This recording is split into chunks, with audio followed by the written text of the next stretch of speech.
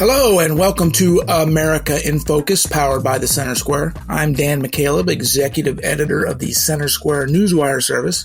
Joining me again today is the Center Square's Washington, D.C. bureau chief, Casey Harper. As war rages in the Middle East in the conflict between Israel and Hamas, and of course you've got the ongoing now nearly 2-year war between Russia and Ukraine, there are heightened concerns of the potential for domestic terrorism here in the United States. Since President Joe Biden took office and drastically changed immigration policy in the United States, there are concerns that individuals from some of these countries abroad, including Iran, China, etc., have made their way across the U.S. border into the U.S. The State Department issued an alert for Americans traveling overseas because of what's going on over there. But increasingly, we're hearing more concerns about what could happen domestically. More than 8 million people have been encountered trying to enter the United States, both at the northern and the southern borders, from more than 160 countries across the world. There's been more than 2 million gotaways, the phrase that Border Patrol uses for those people who successfully get into the U.S. and are not apprehended, don't know who they are, where they're from, etc. Both President Biden and the FBI Director, Christopher Wray, have said in the past week that the U.S. is on heightened terrorist alert. What do we make of all this? Yeah, I mean, we make that it's a real issue and a real concern and something that a lot of people have been talking about for a long time, but it's been totally ignored. But now, as you said, this Israel-Hamas conflict has put a new spotlight on terrorism.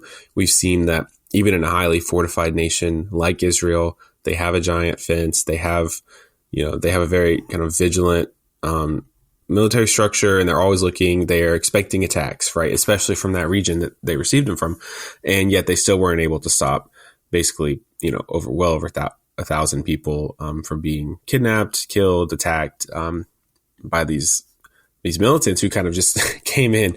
And so it's like, wait a minute, could this happen in the U.S.? And that's kind of the question in the American mind right now. And the answer is like, well, maybe.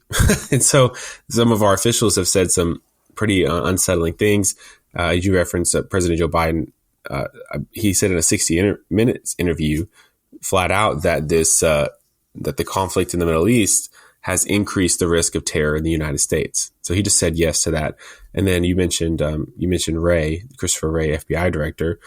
He also has said that terrorist threat is more likely to occur right now. And we've written a lot about the border and what's going on there. You've mentioned the millions of people, and there might be terrorists coming in. I would just say there definitely are terrorists who have come into the country, people with links to terrorism.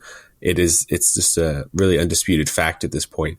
The only question is how many are there? Because we know that there's been hundreds of people on the terror watch list who have been caught. More than 600 in the last fiscal year alone were apprehended trying to enter the U.S.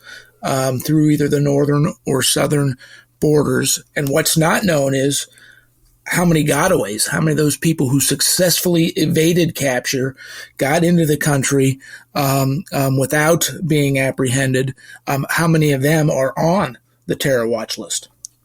Right. And that assumes, really wrongly, that we know who terrorists are always, right? I mean, how many, sometimes when there's a school shooting, for instance, there were signs and the FBI was monitoring that person.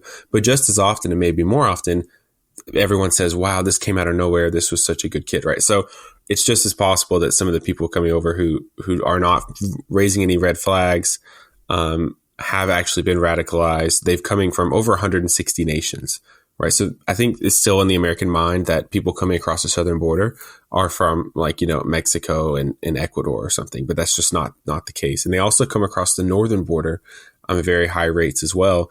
The number of terrorists caught at the northern border and the Trump administration was even higher, I believe, than the southern border, right? And so you've made this point before too, Dan. This just shows you, I mean, for everyone that's caught, there's got to be a certain percentage that's not caught. So it might be that for every one that's caught, there's one that's not caught, or for every two that's caught, there's one that's not caught. But regardless, they're getting in, and the FBI director, the president, is saying, yeah, terrorism is a bigger threat. There's no real plans to close the border right now. no big plans to drastically increase some kind of enforcement or security at the southern border in a way that's probably really going to address this problem.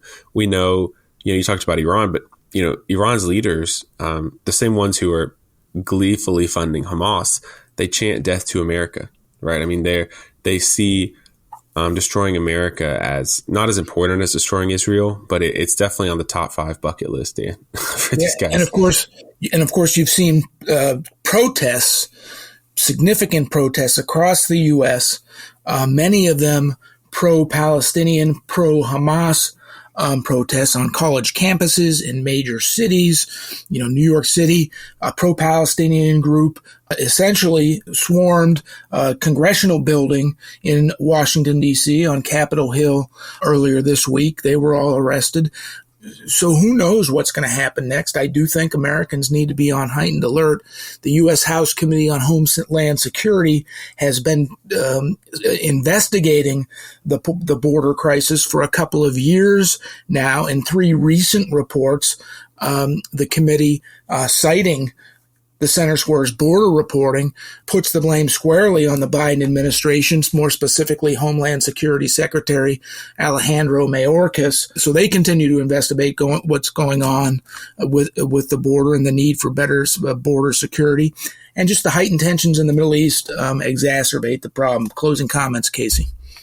I would just say, I keep wanting to talk to an expert or find someone who says, oh, you're overblowing it, you're being a little bit dramatic, Casey, don't worry too much about this. But I'm finding the opposite, which is the more you look into it, the worse it gets. And, a few weeks ago, I talked to Laura Rees, former acting head of the Department of Homeland Security, for a story on this same topic. And she basically backed up much of what we're saying and said, that this is very serious and seemingly kind of scary. And she pointed out, I didn't bring this up, but she pointed out that it only took just a handful of terrorists to pull off 9/11.